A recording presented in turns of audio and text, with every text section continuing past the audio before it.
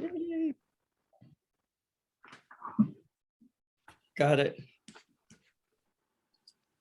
Hello, hello, hello, hello. Good evening, everyone, and welcome to another Northshire Presents virtual event.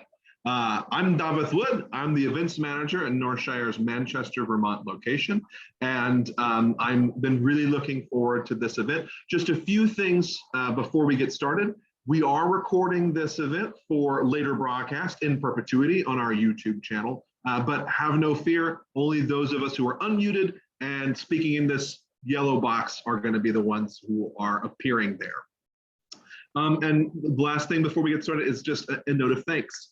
I was talking with Susan earlier. It's been a hard year for independent bookstores, for Northshire, and for all independent stores of all kinds. And we wouldn't be here without your support, and we really greatly appreciate it. But what you're all here for tonight is Susan Frances Morris. She is the author of the new memoir, The Sensitive One. She is a friend and neighbor of our Saratoga Springs store, and we are here to celebrate her debut. She holds a bachelor's degree in nursing and was a practicing nurse from 1989 to 2011, primarily in women's health. Early reviewers have called The Sensitive One exquisite and enriching. And in a wonderful interview with Susan on Shondaland, it was called Woven with Emotion, Truth, and Redemptions. The Sensitive One is a balm for anyone who may have felt isolated or scared growing up. And I'll be putting the link, if you haven't already purchased a copy of it, in the chat right here. And we are lucky to be joined tonight by fellow memoirist Judy Mandel, author of the New York Times bestseller, The Replacement Child. And you can order that one this link. Hello, Judy. And please join me in welcoming to the Northshire Bookstore, Judy Mandel and Susan Frances Morris. Hello, everybody. Thanks Thank for you, joining. Hello, Joni. I see you over there. Thanks for joining.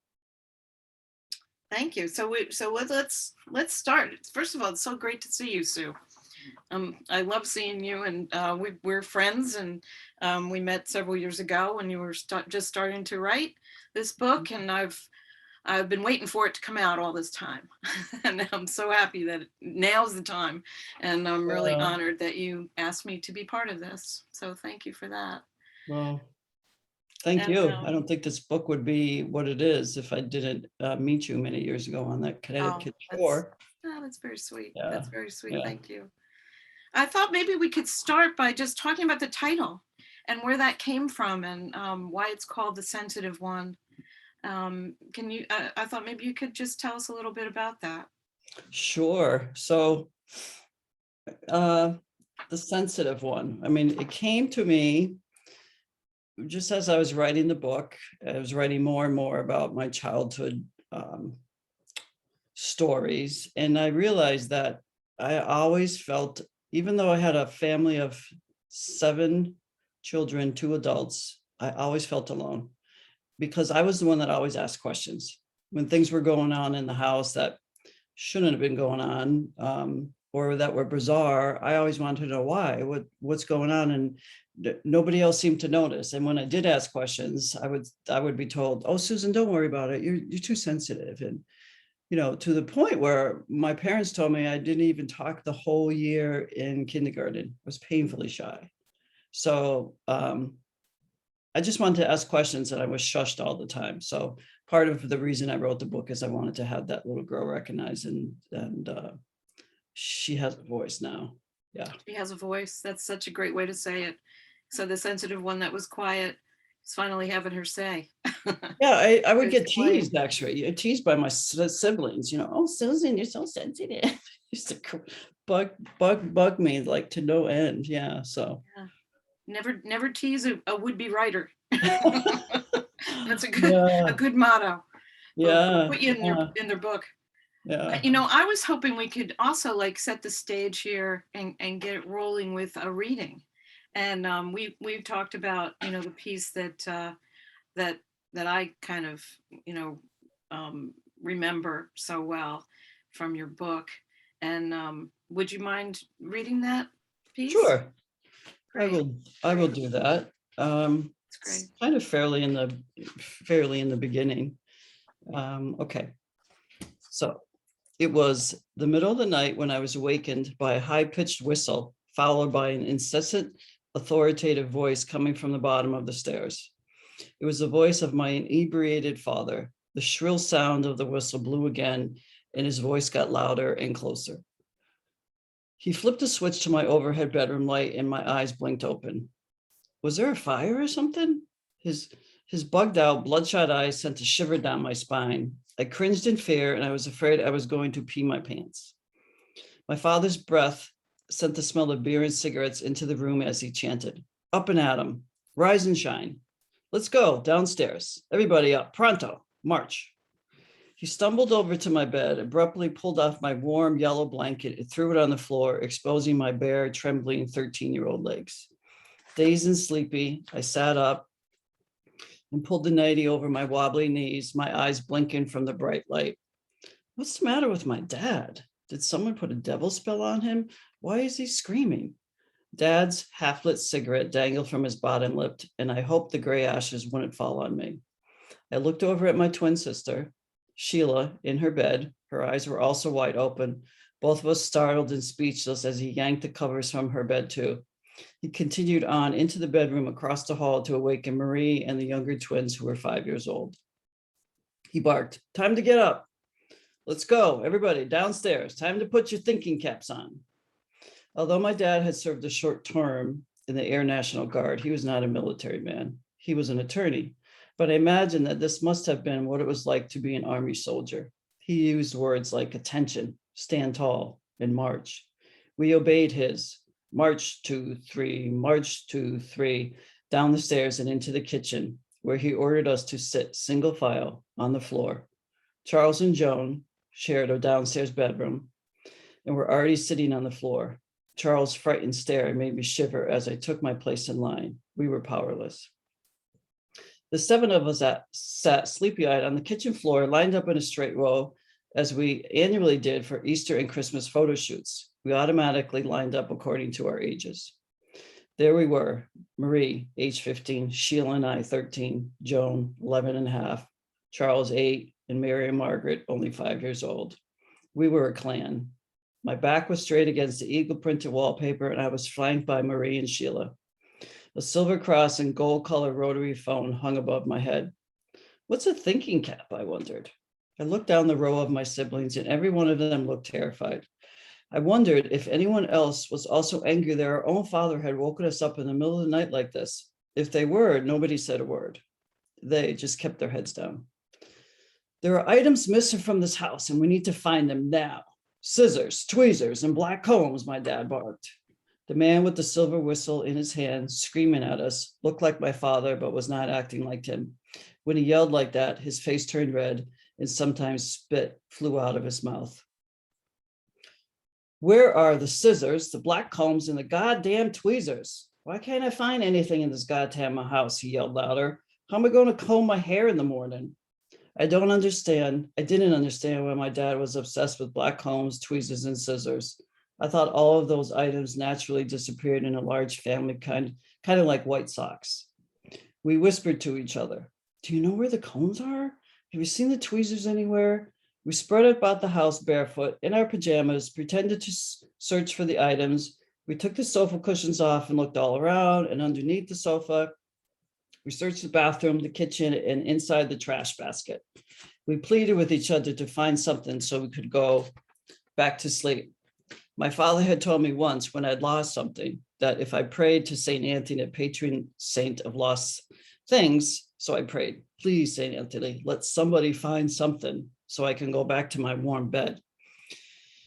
Well into our search, my mother emerged, annoyed, from her bedroom. "Bob, what do you think you're doing, waking the kids in the middle of the night?" she asked. "The kids need their sleep. Get them back to bed." She told us all to go back to bed and said we could look for the items in the morning. I wondered what had taken her so long. My father chanted the phrase scissors, combs, tweezers so many times after coming up empty-handed and being allowed to go back into bed. I still heard the chanting in my head. My bed was cold. I prayed again, "Please, God, let me sleep the rest of the night and not hear any more of my dad yelling." Mary and Margaret, still scared, tiptoed into my room and curled up next to me for the rest of the night. Ah, it's a wonderful piece, and I mean, I feel it every time I, either read it or hear it. And I have to wonder, did the writing of that release some of the power of that scene for you? I mean, Yeah, I mean, it was always in my head. And it's funny because us siblings, when we would get together, we would kind of joke about it. Remember when Dad used to wake us up, blah, blah, blah. I mean, because we just, I guess we never took it seriously then, you because tried not to. You tried not to, right? we tried not to. And that was what we knew. We didn't know other people's, as kids, we didn't know other people's families didn't do that. And yeah, so. It's very impactful. It's a very moving scene. To this day, I can't even, I think of that every time I see scissors. I can't use a black comb because the black comb had to be specific. It had to be one of those like barber ones that was like long and thin things on one side and thick on the other. It couldn't be just a regular comb. I know which one you mean. Well, so everything was specific, and the tweezers and scissors, I bet, also, right? Had to be his. They disappear in my house now too.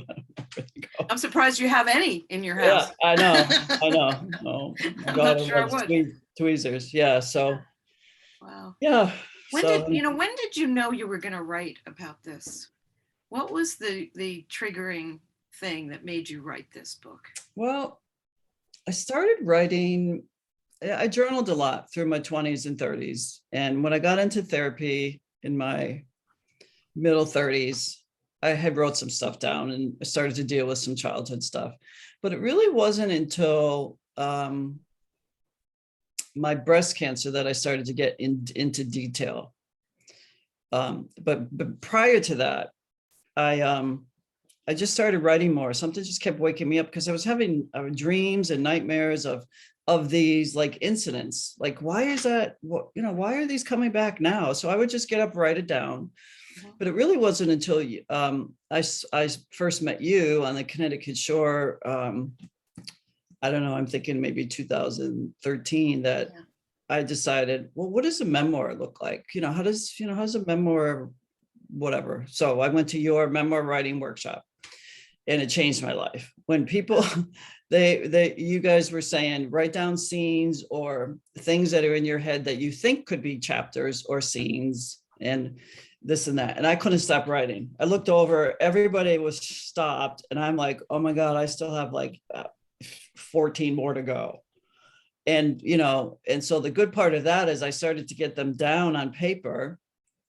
And I didn't really start writing and plan on doing anything with those until I had my breast cancer. And then what started off as a memoir about my breast cancer just morphed into something different because my childhood terrors started to come back during my breast cancer diagnosis, which was crazy to me. I was like, what is going on with me? Right. So I do remember you talking to me during that time, that workshop, and saying, but I have so many things I want, so many scenes are coming up. And you were like, I don't know what to write first. What do I?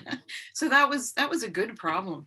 That was a good, I mean, for a writer, a writer, it was a good problem. And as a writer, I had so many. So I would have these, here these little stickies, right? Yeah. They sell sizes that are 20 by 20. And I had them like lined up on my wall, and just started writing down scenes, just writing down what I had. And then, then you rip those down and then you narrow it down to something else. And yeah, it was like, I never thought writing a book was so hard, but it is hard. It's very, Not for the faint of heart. Right. But the good thing for me is not all of the scenes, because obviously there's a lot more that's not in the book, but they're all on paper now and they're not in my head anymore. And I don't feel traumatized by them or tortured by them anymore. So another growth and, on that level tw Yeah. And they've been transformed. It's not just, you dealing with it. It's a transformation. And you made it into a, work of art. So I have to say that. Well, thank That you it's, for that. that it's not, just a cathartic thing. It's not that. Oh, cathartic, no. No. When people ask me, was it cathartic to write your book? No, it was I very was painful. going to ask you what the impact of writing after you've been done, what the impact of actually writing it, what that's been for you. You've kind of said a bit of it, but do you want to say any more about how it's changed how you look at things? Yeah, it's free, it's freeing in a way, it's freeing that and to finally have a voice and to put it down. Number one, anybody that has wrote memoir knows that that's scary, that you're putting yourself out there, you're being vulnerable, but you know what, that's okay. I mean, I feel like the title of the book, The Sensitive One, and the picture is that me on the beach, right? I mean, I look at Great her picture. and I That's a great think, picture. I remember that. I remember that picture, and I remember how I felt then. And these were happy times, but give it honor to her, and hopefully help others that have gone through childhood trauma to know that there is hope. There is hope that we can reshape our lives, and forgiveness is possible. Yeah. Yeah. Right. Did it change, especially did it change the way you felt about your father writing it? Yeah, my dad died young. He was 62 years old. So he died of, you know, um, alcoholic related disease. He had actually a pulmonary embolism, but I have a sensitivity towards my dad, and even my parents now. I mean, I've come to accept them, that they were adults. We were the children. We didn't have a choice on how they raised us, but I really tend to believe that they did the best that they could. I mean, I have to believe that. And I came towards the end of this, when I was first in therapy in my early 30s, I came to accept my dad and see him in a whole different light. But it took me many years to get there. It took me many years of actually therapy and talking about it and grieving, So you have to go, which is really hard to say, but you have to go through the pain of reliving those scenes again and put them in your adult perspective, and they're different. Yeah. And how did your I don't know if sibling? that answered your question. A little bit you did. And I was wondering how it went with your siblings when, they knew you were writing the book, and if you talked to them about it. That's always a question for memoir writers. How do I deal with my family? Yeah, I know So it's constant. We were talking about that yeah, an somewhere. We were interesting point. talking about that, and that's an issue. It's my story, and I've read somewhere that what did I read? It said, as children and as kids, we don't walk around the house with a video recorder. We don't have we don't know and see everything, but my interpretation of it is that's in my brain. Now, my younger sisters are 8 years younger than me. I'm the second of the seven. So they have a whole different childhood. They didn't know my father when he wasn't drunk, and they didn't know what life was like. So there's this different, there's a couple people in my family that are very supportive, a couple not so, maybe, they're not where I'm at, but that's okay. Everybody grieves in their own way and time. Right. So I hope they accept it. And your mom, did My she? mom passed away in September. Yeah. So she wasn't able to obviously see this, but I came to when I was going through breast cancer, I came to a forgiveness with my mom. She came and took care of me as a patient. She's a nurse herself. She was very good. She stayed with me for 3 months. And so I think during that 3-month period of time, I got the love that I needed as a child and wanted so desperately. And from then on, that was in 2008, 2007, 2008, we had a different relationship. So I was very grateful for that. The end of her life, I was there for her and with her, and we talked about things, and she talked. So I came to a better understanding of where she came from, what type of family she came from, what kind of love she was shown. Yeah. That's good. That's great that you were able to do that before she passed. Mhm. So back to the writing of the book. Was this mostly from your memory? Did you do some, research and go back to some places? And I always like to know, how did a writer recreate these pieces of their life? Did you have to go back and see things? I know I did with my book. I had to go back and look at the scene of Yeah. Well, thing. what was fun was, you start looking back at 1970s, 1974, I graduated from high school. So you start Googling and, what was the dress codes what was the dress back then? Remember the bell bottom jeans and, the music I used to listen to all the time. I talk about that. So that kind of stuff I think is normal to do with memoir, just to make sure you get everything, what you're writing about, you get it correct. But I did a lot of research on adverse childhood experiences when I first heard that term. I didn't know what that was. Mm-hmm. And so I delved into that, and I still am doing a little bit more research on that kind of on my own, because it seems to be becoming more and more, I'm going to say, out there in the news, I guess. People are talking about childhood trauma a little bit more. I mean, we didn't, 30 years ago, I had a conversation with my sister, which I was very grateful for. We talked about what happened in our household. It's been 40 plus years and we never talked about it. And so I was very grateful for one of my sisters. We had a nice conversation. And, there's always a different type of healing on that level. There's nobody to blame. There's nobody. Right. It's sometimes, I think it's the silence sometimes that festers, and it can be malignant in itself, that silence. And once you start talking about it, it does diminish its power, I think. I think so. Yeah. So I'm hoping that it opens up conversations, and everybody, takes away from it what they need to, I guess. Right. I'm sure it will. It will. Let's see. Yeah, that's what I was going to ask you, was what you hope a reader will gain from the book when they come away, when they close the last chapter, the last page, and what do you think they'll gain from it, just for people? Well, I think I'm hoping that people will learn to know that forgiveness is for us and not for the other person. Because I found through writing this and people having comments, it's not everybody can do that, and that's hard, but I think that's part of the process. I mean, lots of therapy helped with me.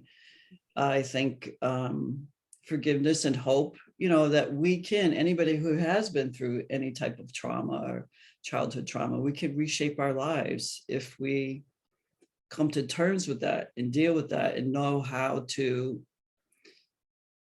handle those triggers when they come back, because there's always going to be triggers of one thing or another. For me, my breast cancer was a huge trigger. I started rocking myself back to sleep at night, and I didn't know why. And I thought, oh my God, I used to do this as a little kid. So I think it had been so long. I was married for 15 years in a very healthy relationship, and I hadn't felt anything like that. But oh my God, my body kept track of everything, and it just went right back to what it's used to doing.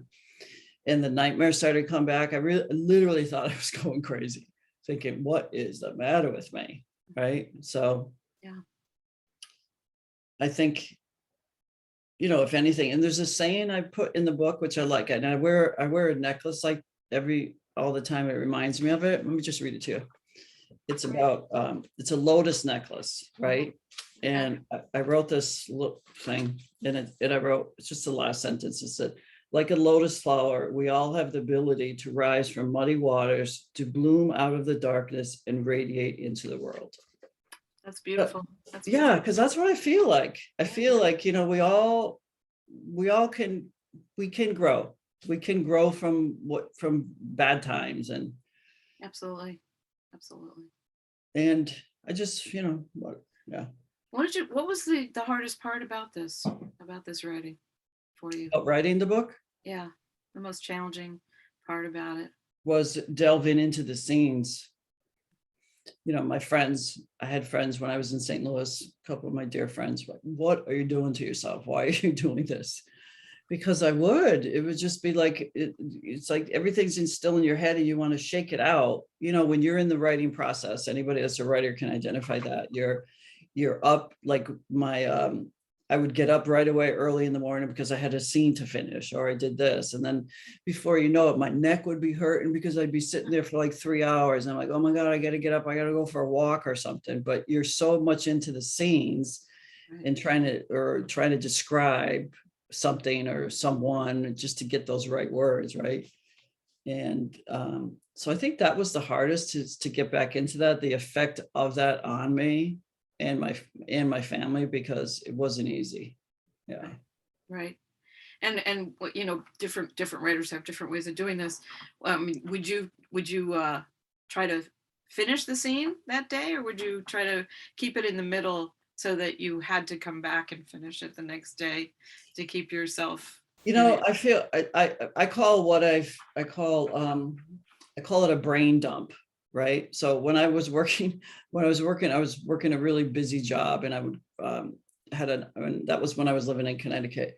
I worked at Yale New Haven Hospital, and I would, on the way home, I would pick up my phone and dial myself my own answer machine at home. And I would do what's called a brain dump. So I had so many things in my head that I needed to do or needed to follow up on. So I would do it. And then I would be able to drive home the rest of the way like carefree. Right.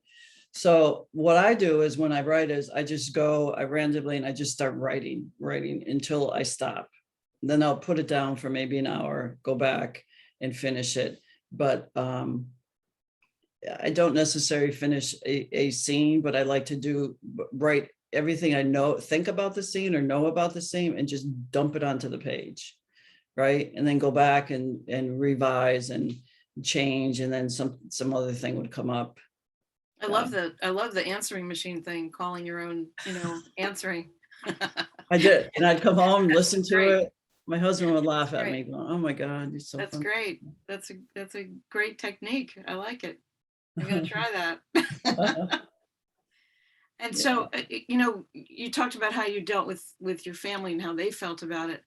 Did your feelings change towards your siblings, especially? Because it's very complex what you went through with them. And unfortunately, and I write about it in the book, unfortunately, we're not all really close. I wish it was so. I'm very close to a couple of my siblings, but we kind of, I just wonder if it's because we went through so much as children, that when we're together, maybe that all comes up again. I don't know, but I'm hoping that each one of them gets to a place where, I've gotten to, of forgiveness, and to try to understand our parents and what had happened and why, and kind of move on from that. It's an interesting thing that you said, that because you all went through this trauma together, when you're together, it might bring it to the surface for you.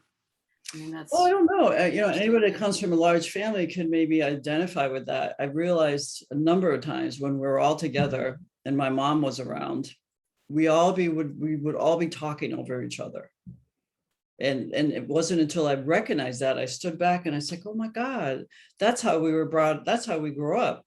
If you wanted a question answered, or you wanted your attention, you better be the one with the loudest voice. Right. And so we all interrupt each other, and we never listen to each other. We're all trying to survive.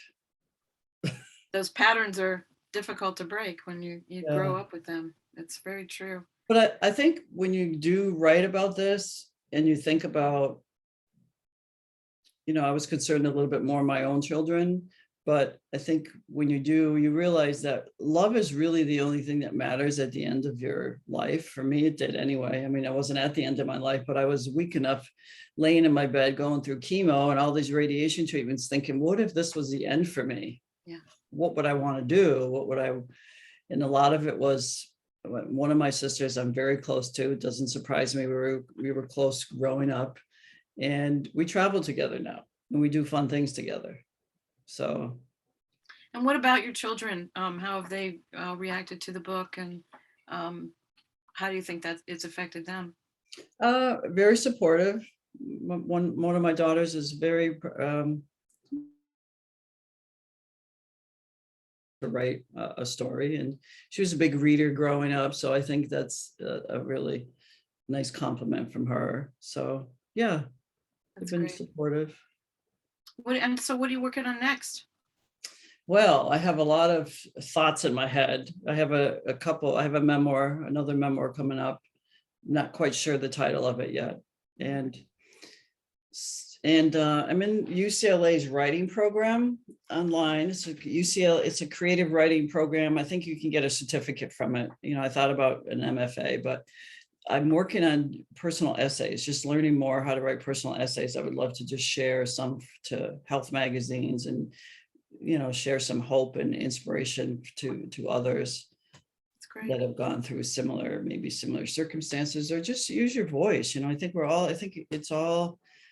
that one of the reasons why we're here is to share our experiences with others so we can all grow and learn. And so, yeah, I'm going to continue to write.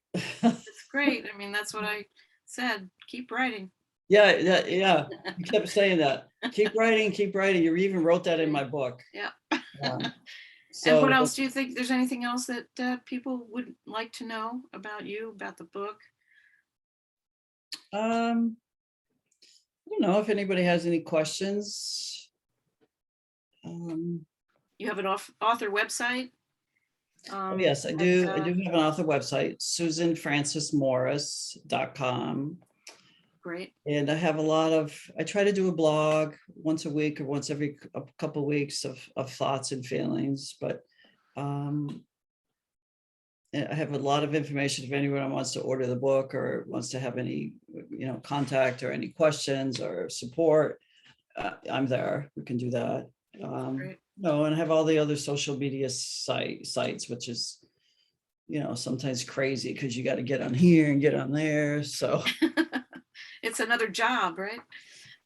The social media. Yeah, like today I had to go get my phone fixed because it was cracked. And I'm like, you can do it today, right? I can't live without it. I'm sure everybody can identify with that. Oh my God. So. Well, I wonder if we have any questions from people that are. We do already have a few questions. And the first one, we've kind of touched on it a little bit, but it's from Jean.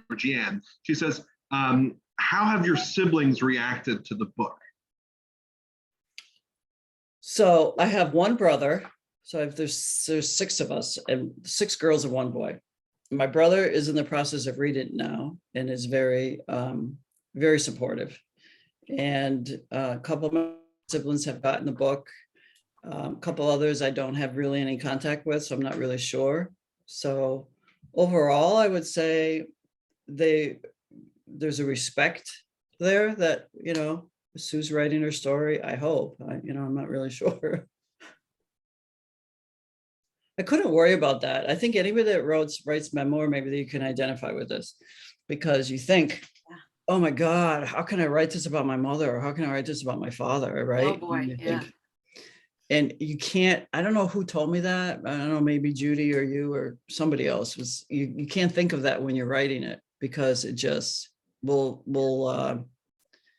make you stop, because you worry about what other people think. And maybe it's because of my breast cancer. I think, you know what, I don't really care. I mean, of course I have feelings for other people. I'm very empathetic, but I already decided that I'm not going to read any reviews, because sometimes people can be mean, and it's okay. I mean it's okay. It's my story. They have a story. If they want to tell a story, it's a brave thing to write a memoir. I think it takes some guts. So. Well, you sure make yourself vulnerable, Yeah. And but that's okay. We've had some other memoirists say the exact same things. You've got to It's the bravery, and it's all that. Yes, what you're all saying exactly. There's another question here from Corey. He says, or she, could you please talk a little bit more about how having your voice has been helpful? Oh, geez. So when I was growing up, and I was a sensitive person, even through my 20s, my early 30s, I felt like my voice didn't matter. I mean, it just didn't. But I feel completely different now. It's almost like you can't shut me up. I feel like I'm a different person. So what was the question again? I want to get more into detail about that. Yeah, about what having your voice. How is that when you found it now? How has that changed and helped you in your life? Oh my God, it's just so freeing when you can write what you feel and what you think and put it on paper. There's a lot of times when I would write and I would journal that I didn't know how I was feeling until I started writing it down, right? And then I would look at it and kind of try to process it. And that's kind of how I process my feelings, because as I call it adult child of an alcoholic and all of that, you close everything down. You shut all your emotions down so early on that you don't even know how to think or feel or act until you get in touch with those emotions. And then when you do, that's kind of scary, because that's when everything starts to come out. But as far as my voice, I feel like everybody has a voice. It's important to share. And for me, it's one of my most important things in life right now, because I feel like, this may sound really weird or corny, but I feel like it's I think that's what I'm supposed to be here for, is to use my voice to either help others. I mean, I was in the nursing profession, so okay, so I'd love to help others. I'm very empathetic, but I think to use your voice is it's so personal, it's so personal that I feel like that's supposed to be like my mission. I don't know, it sounds weird, but that's what it feels like. Somebody told me, use your voice. Speak up. Thank you. There's another question here from Corey. Do you know anything about the trauma that was in your parents' lives? Mark Wolin's written an important book called It Didn't Start With You on that theme. Oh my God, Corey, I read that book.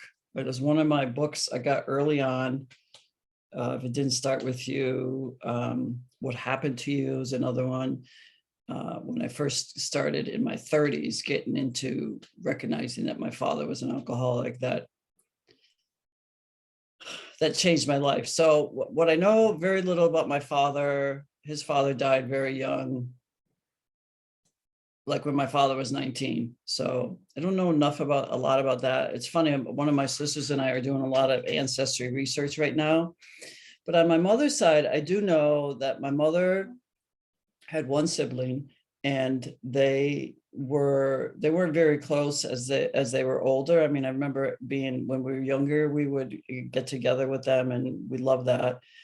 But there wasn't, her dad was a pretty bad alcoholic, and her mom was a nurse and pretty dysfunctional. Like, my mom told me that she was never told that she was loved, because my mom didn't tell me she loved me till I was 30 years old. And when she said it to me, I was all dumbfounded. I didn't know what to say in return. I just never heard that. I never heard it growing up, which is bizarre, because I'm mother totally the opposite. But so I think her parents had a really dysfunctional relationship. I grew up, I knew very well my grandfather. He would yell at my grandmother when he pretty much abused her. I don't know if he ever physically did, but so that's what she grew up. So I understood that a little bit more. My dad, not really sure, there's not a lot we know on that side. So I don't know. Did that answer your question, Corey? I've got a question for you too, Susan.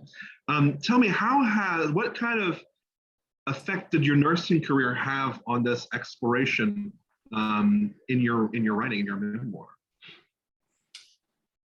Well, actually, when I started getting into some research. I was back again. I felt like I was back getting my degree and writing like a thesis. I started doing all this research on PubMed and, starting to write down references and how they were referenced. I'm like, oh, wait, I don't have to do that. This is a memoir, so I think a lot of it has to do with, I talk a lot about mental illness in here too. I talk a lot about mental illness and how there's not a lot of people talk about that and consider that, if, an illness, if it's not physical, you don't see it, then how can it possibly be anything, right? But I think mental illness is just something that needs to be much more talked about and dealt with. Did that answer your question? Yes, it did. Another question I've got. So you said that as you sat down to write this, it was originally going to be about your cancer. And then as you told the story, you brought in your younger years. And how did the shape of the memoir come from that? So for some reason, I wanted it to be, I didn't know what it was called at the time, but it's ended up being called the woven memoir, which means it kind of goes back and forth. And I think about movies that I like, and I do like how the movies do that. Movies will start sometimes with a scene of the here and now, and then go back.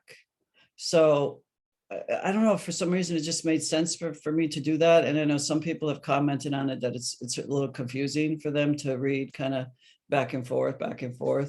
But I had some help putting that together because it was kind of confusing to do. I had my dining room table was divided into all these papers with scene.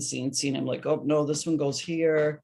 So it was confusing, but I started, when I first started, I think I told you, I started writing about my breast cancer experience. And then for some reason, like when I do the dump, remember I told you how I do the brain dump, all these things would start to come and I'd write them on the side of my paper, and then it would just need to come out.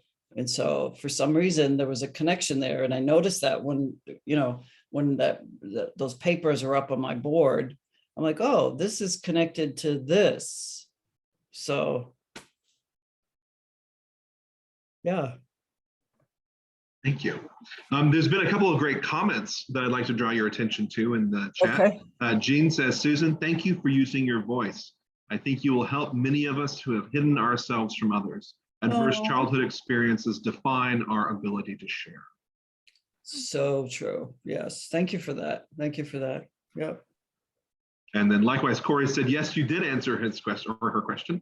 Thank you. And regarding talking about family behavior, I've heard that the renowned memoirist and writing teacher Anne Lamott said, if they didn't want me to write about it, they shouldn't have done it. I have one of her books too, and there are a number of memoirists that I follow and that I'm friends with, or that I just get my inspiration from. Because when you're feeling low, and I mean, Judy can identify with this, when you're writing, you're alone in the process, and you can get those little judgy people in your head that come out, say, "What do you think you're doing?" And that's hard to stop it, but I do think, yeah. And there was another comment somebody just said to me lately. I forgot what it was, but it was really good about memoir writing. I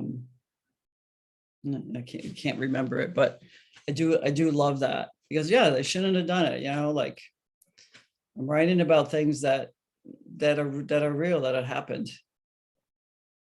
But the hardest thing I think is part of the memoir is to try to make that universal. And what's the takeaway? I learned that from the many people that were helping me kind of along the way, editing and doing things. What is the takeaway from your story? Because you can't just write about anything. So I'm hoping there's some takeaways in there for people to either think or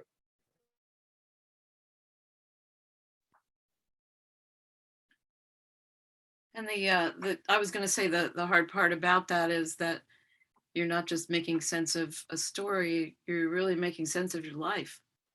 And it's a little bigger that And way. I think that, and I think that's exactly what happened to me, is that I have a better understanding of myself Mhm. now, of why I did the things I did.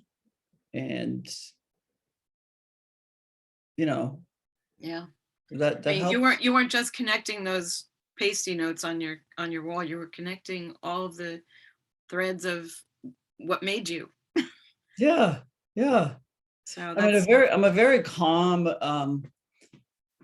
maybe, it's because I'm older now and I'm retired, but I have the time. But I just feel a sense of calmness, that it's out. Sensitive one is here, yay! And it's out and it's on paper, and I can move on to other things. I don't have to continue. There's every once in a while, there's a trigger that'll come up, a death in the family, and that, the whole thing triggers up about family. And so, the body keeps score, and there's a number of books out there that talk to us and tell us and teach us how to react to those triggers and what to do. For me, it's yoga and some meditation and walking in nature and being gentle with myself. It's a daily grind. all good advice, I think. For all of Corey, us. you said, Judy, yes, it is bigger. Thank you for saying that. And then we've got a few more questions here from Meg. She said, as many other people did said, happy pub day. Your pub day is finally here. Is it everything that you hoped for? Do you feel like a chapter has been closed and that you can move on? Actually, Meg, yes. And Meg is awesome. Her pub day will be coming up, and she's so supportive. I think chapters closed, but yet something else has really opened after that. Does that make sense? I feel like the chapter to the book is closed, but the chapter to my topic and my voice is just beginning. I hope that makes sense, Meg. She uses her voice a tremendous amount, and she, yay. And then Meg also says, is there something that you've learned about yourself that surprised you having gone through this whole process? That my sensitivity is not a weakness, it's a strength. That's Yes. I'm very empathetic, and there's 20 in real sensitive people, they call them HSPs.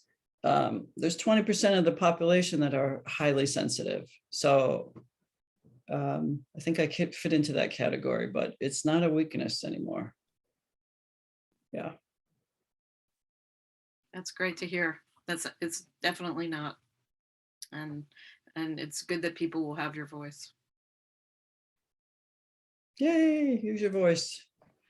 Well, unless there's any more questions, I'm going to put the link for the ordering the book from Northshire for both memoirs in the chat.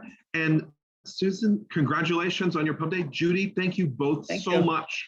Thank you for tonight. Thank you. Thank Congratulations. you guys all have Susan. joined and supported me. Love all you guys. Bravo. Yay. This was have a great evening, and thank you both so much. Thank you. Thank you for having me. Thank you guys. Okay. Ciao.